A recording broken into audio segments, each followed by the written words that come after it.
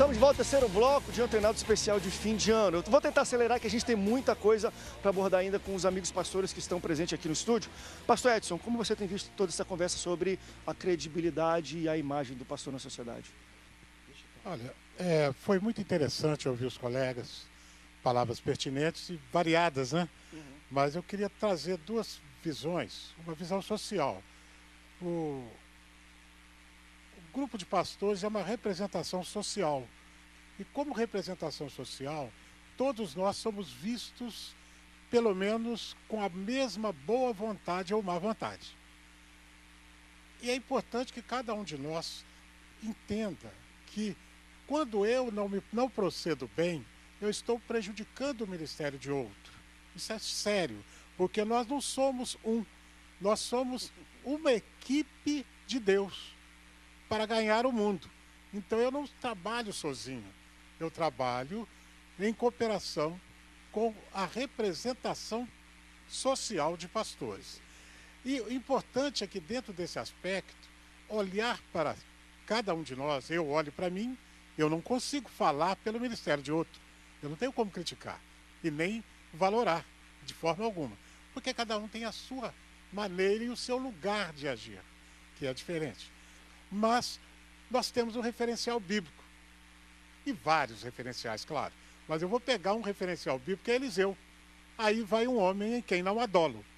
Nós temos que buscar isso na nossa vida. A comunidade é quem vai dizer isso. Onde nós estamos é quem vai dizer. Aquele ali é o pastor em quem não há dolo. Ele é o pastor daquela igreja. Então, quando todos nós tivermos isso, nós estaremos numa situação, provavelmente, pelo menos bem melhor de que a situação que nós vemos hoje. Eu vejo realmente uma situação um pouco caótica em alguns momentos. Pastor Luciano. André, o grande lance aí é o seguinte, que foi falado de instituições. A igreja, ela é diferenciada de tudo porque é uma instituição divina. E nós, como líderes, somos embaixadores de Cristo e representamos o céu. Então, quando se fala de Petrobras, quando se fala de Polícia Militar, de Bombeiro, é uma coisa. Mas quando se fala de instituição divina, a indignação da sociedade é quanto a isso, é a igreja. Não tem comparação. E nós, como representante, é muito difícil. Então, é um preço a pagar. Realmente, ser pastor de ovelhas, ser um representante, não é fácil. E aí, por conta de alguns benefícios, algumas benesses, muitos têm sido. E aí vem o escândalo, vem a escassez, e aí a gente cai na boca do povo. Então, a grande problemática é isso. Nós não somos uma instituição governamental, terrena. Somos divinos. Então, baseado nisso, o peso é maior. E aí vem a regra de fé e prática. Se espera alguma coisa errada, da nossa não. A sociedade hoje não está tão indignada quando a gente condena um pecado. A sociedade está indignada quanto dentro de nós, dentro do nosso meio, tem as nossas quedas, as nossas falhas. Então a Bíblia diz, aquele que está em pé, cuide para que não caia. Para construir um prédio, anos. Para derrubar, rápido. Então é só uma palavrinha só para completar. Muito obrigado, pastor, pela sua palavra, que foi bem pertinente também. Mas eu queria dizer o seguinte, a sociedade nos critica pelo que nós fazemos ou pelo que nós não fazemos? Não quero deixar essa pergunta no ar. Não vai dar tempo, pelos dois. Para corroborar um pouco. Eles fazem e deixam de fazer. Eu particularmente, eu ainda acredito que os bons são maioria, sabe? Perfeito. Eu acredito que os bons são maioria. E em todas as áreas, tudo bem. Quando a gente começa a achar... Daqui a pouco a gente vai falar de política. Quando a gente começa a achar que é só uma minoria que presta, e Deus vai e mostra pra gente que tem mais 7 mil que não se dobraram. Então, assim, eu vejo da seguinte forma. Eu sou filho de um pastor, sou pai de outro pastor, conheço centenas de pastores, tem homens de Deus aqui, representantes de diversas igrejas. Então, assim, se um desse grupo aqui errar, isso não desqualifica todos. Eu não posso generalizar o ministério de todos. Tem gente aqui que tem 30 anos de ministério.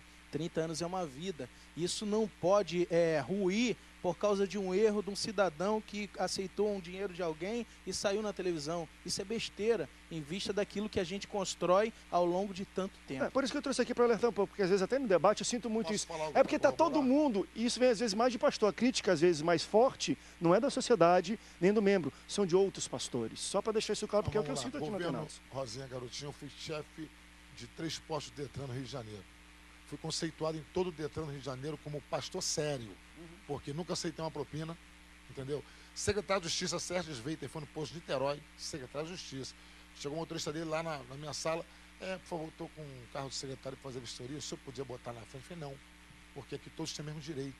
Todo cidadão paga o DUT para fazer vistoria, paga o IPVA, por que eu vou botar ele na frente? Perfeito. Não passou 3 minutos, chega um cara de terno na minha frente, só que é o chefe do posto. Eu falei, pois não, senhor. Poxa, eu quero lhe parabenizar. Eu falei, por quê? Porque o seu chefe do posto é sério. Porque eu mandei o meu motorista falar que o meu carro estava aí, não falei para ele falar que eu estava, e o senhor não atendeu. Eu não atendo mesmo, nem o senhor. Sério? André, Tem alguma coisa ainda dentro Isso gerou uma reputação no governo. Isso é legal. O pastor, O isso é homem me legal. chamou para ir para cobertura ali em Niterói, comer um churrasco com ele. Eita Deus! Agora, Aí deixa de ser pastor, entrou na carne. eu fui o chefe que mais colocou pilantra, que pegava propina para fora. Eu botei 26 pessoas na rua, não por não merecendo o trabalho, não, porque não mereciam trabalhar comigo. só quero Perfeito. falar Porque um sabiam que era detalhe sério. sobre- Eu acho que a função pastoral, que a pergunta é essa, sobre a função pastoral, ela é caricata, na minha opinião, na sociedade brasileira. Só que, quando você tem uma relação com uma pessoa de 20, 10, 5 anos uma pessoa íntegra, aí tudo bem, é óbvio, você pode ser pastor, policial, ninja, o que você quiser. Ser servo de Deus, aí tudo bem. Eu quero ser Agora, isso. a função pastoral, meus irmãos, ela é caricata na sociedade brasileira. Muito mais por aquilo que o pastor falou, aquilo que a gente não faz. A gente olha para a sociedade de 2013 a 2014, toda a nossa tentativa de reformular a sociedade, política, em todos os aspectos. E o ministério pastoral, ele não é bem visto. A Câmara não tem vários pastores e cristãos. E o que está acontecendo no Brasil?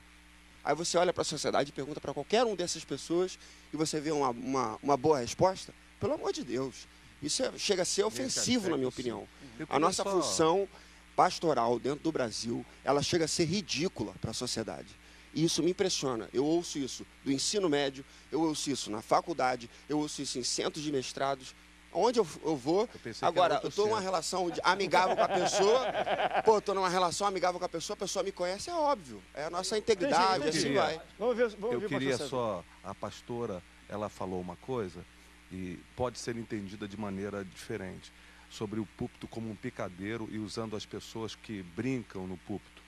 E eu, particularmente, tenho 2 amigos que são talvez os maiores brincalhões que tem no púlpito.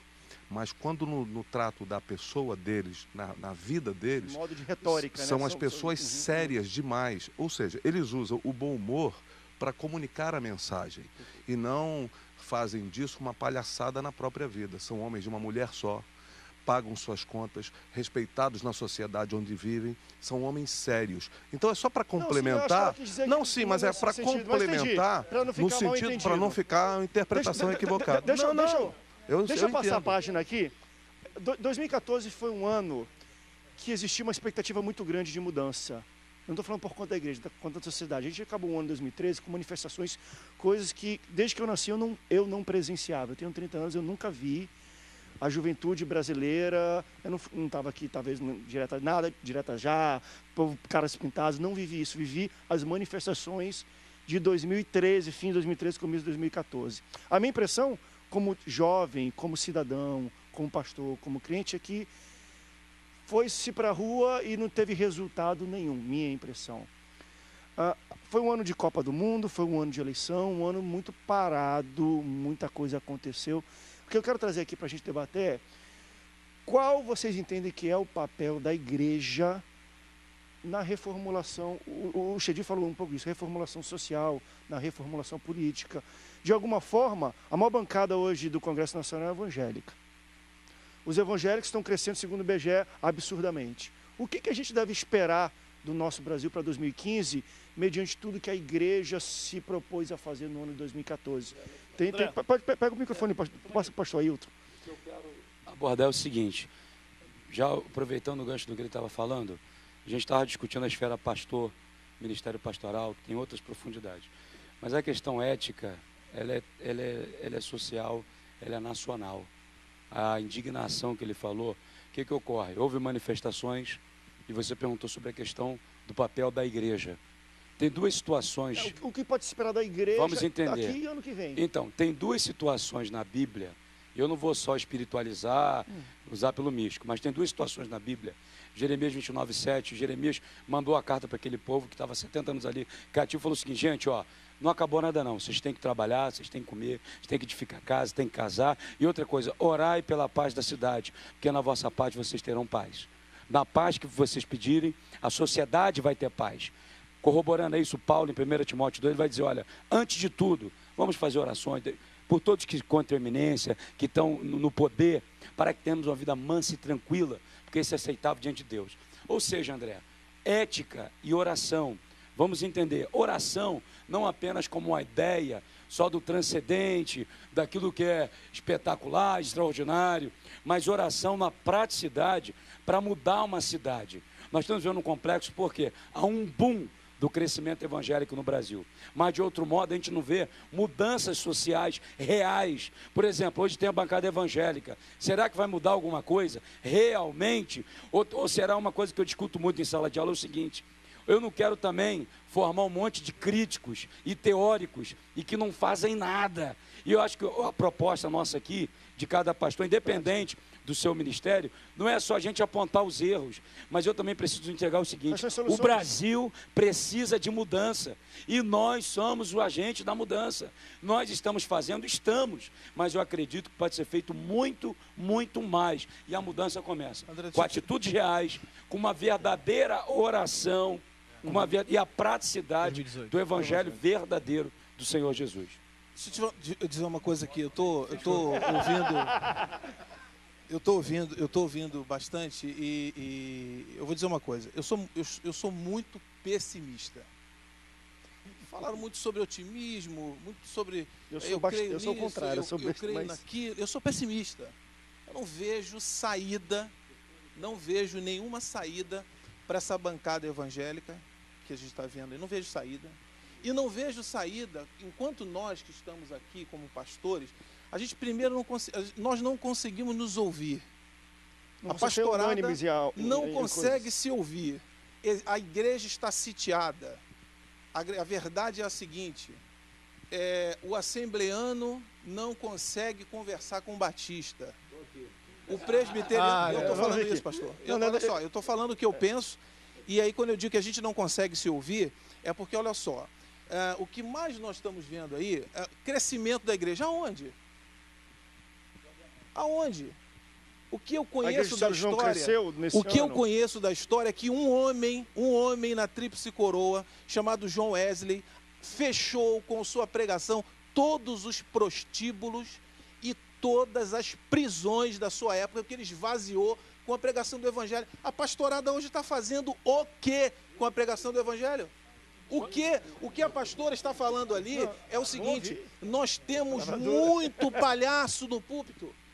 Nós temos muita gente vendendo a alma para o diabo, para poder botar o seu terno. Você está vendo hoje a garotada aí querendo ser pastor. Por quê? Porque hoje em dia ser pastor é legal. Eu queria saber o seguinte: quem fosse lá para a minha região, escuta aqui, gente, eu vou falar uma coisa aqui muito séria. O que eu estou dizendo aqui é o seguinte: sou pessimista por quê? Eu estou feliz porque eu tenho um menino sentado ali que recentemente chegou para mim e disse assim: pai, eu quero ser pastor. Ganhei o meu ministério.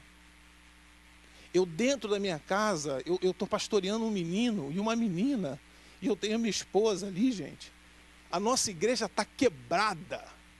A nossa igreja está um lixo. A nossa igreja é uma acusação, um acusa o outro. Pastor que cometer um pecado está desempregado e, se não for bivocacionado, vai passar fome. Porque a igreja ninguém consegue se ajudar. Se um pastor, no final aqui, sentar do lado do outro e confessar um pecado, ele está na rua. Ele não sabe mais o que fazer. Se for um pastor de cabelo branco como aquele ali, nenhum asilo ele tem para ir. Por isso eu digo para os senhores: nós estamos aqui, vamos parar de olhar lá para fora. Vamos olhar para nós mesmos, meu Deus. Sabe o que acontece? Está todo mundo se vendendo. Está aí, eu vou dar nome, pode me processar.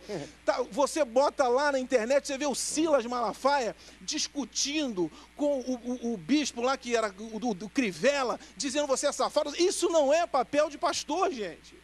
Pelo amor de Deus, nós não temos que ir lá e dizer, porque aí fica reclamando do Jean Willis. Se o nosso evangelho fosse sério, escuta, eu já pequei. Eu estou olhando para aquela câmera ali. Quem me conhece em Campo Grande sabe, eu pequei já. Eu já errei muitas vezes. Pelo amor de Deus. Agora, e daí? Eu sou homem como outro qualquer. Eu represento uma instituição divina, mas eu não tenho asa. Eu não tenho asa. Eu erro, mas eu quero que aqueles dois que estão ali cheguem no final de tudo e digam assim, Pai, o Senhor está aí no leito da minha morte. Eu quero os meus filhos olhando para mim e dizem, Pai, o Senhor me pastoreou. Eu quero que eles me digam, Pai, o Senhor fez alguma coisa por mim. O que nós vemos é soberba no meio dos pastores. Nós vemos um bando de gente que assumiram o ministério do Pai, que não cavou buraco, não cavou poço, coisa nenhuma. Assumiram o ministério do Pai, estão lá na sua soberba. Eu recebo na minha igreja de 50 membros. Eu recebo na minha igreja de 50 membros. Gente que sai das igrejas de 6.000 membros em Campo Grande para ser ouvido por mim. Sabe por quê? Porque se eu não ouvir, aquele garotão que assumiu o ministério do Pai não ouve ele.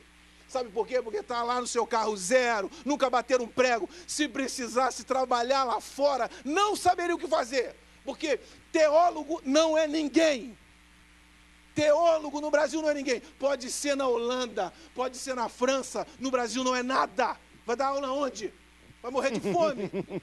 Então vamos ser verdadeiros uns com os outros aqui. Nós temos dificuldades uns com os outros.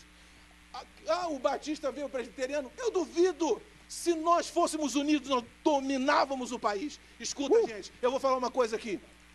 Eu indico a vocês, assistam o filme da irmã Dulce. Aquela mulher fez mais do que nós todos juntos já fizemos. E se nós nos uníssemos, só isso que está aqui, só esse grupo que está aqui, não importa. Se só nós começássemos daqui a tomar uma posição e dizer, somos homens, erramos. Eu já passei um cheque numa loja em Campo Grande, que a minha denominação falou, pastor, passa lá, que a gente vai mandar para pagar lá a lajezinha. E não pagou. E o culpado fui eu. E sujei, sim, o nome da pastorada aí. E você pode carregar o peso, porque eu falei isso, porque eu fiz isso. Agora, eu estou assumindo aqui. Cometi outros erros. Cometi erro com membro, cometi erro com pessoa, cometi erro contra minha esposa, cometi erros contra meus filhos. Mas eu ainda digo, quando me olho no espelho, eu entendo uma coisa. Foi Deus que me chamou. E Ele é quem vai me dizer no final de tudo, vinde bendito do meu Pai, porque continuarei cometendo todos os meus erros, mas eu estou ainda vivendo um momento de uma igreja doente, de uma igreja soberba, em que começa pelos pastores. E termino dizendo, a Bíblia diz lá, Pedro falando, é importante que a gente saiba que o julgamento vai começar pela igreja, não vai começar lá fora não. Depois disso que o professor Alexandre falou, vamos para o rápido intervalo, pega o lenço aí, crente, limpa aí que foi forte aqui a mensagem. Foi uma confissão, vamos para o rápido intervalo, daqui a pouco a gente volta, não sai daí, o Antenados volta aí já já.